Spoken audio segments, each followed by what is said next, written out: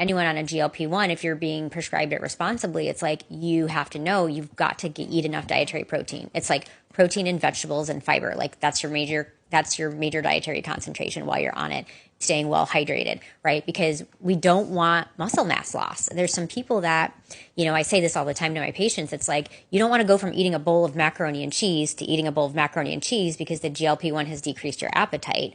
Yeah, you'll lose weight, but you're probably going to lose muscle mass with it. And you're not going to be a healthier person. No. Like some things will change. Some biomarkers will change for the positive, but we want to use it as an opportunity to create the healthy habit so that the food noise goes away. So you're able to make decisions like, hey, instead of going to get, takeout for pizza, I'm going to go home and eat the broccoli and salmon that's in my fridge because it's the right thing to do. It takes away, it helps. So the GLP-1 family, I find to be really helpful. Obviously it's FDA approved for obesity and type 2 diabetes and sleep apnea, but we're using it for, all kinds of other, you do like the micro dosing essentially, right? So like doing a dose that's not, one of the like traditional pharmaceutical, dosages. What's the other, like tirzepatide is like the other? Yeah, so there's semaglutide and tirzepatide are the two that are out. And then there's a third one called retatrutide I think it's scheduled to be out maybe in 2027. I think it's in phase 3 trials right now, if I remember correctly. But that works on 3 receptors versus 2, like tirzepatide, and semaglutide is just a straight GLP-1. It just makes you less hungry.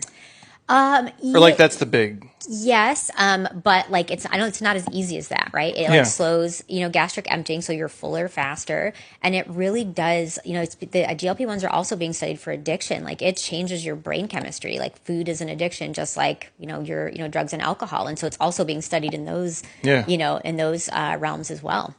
And so they'd have to do it forever. So that's a great question. There are some people that.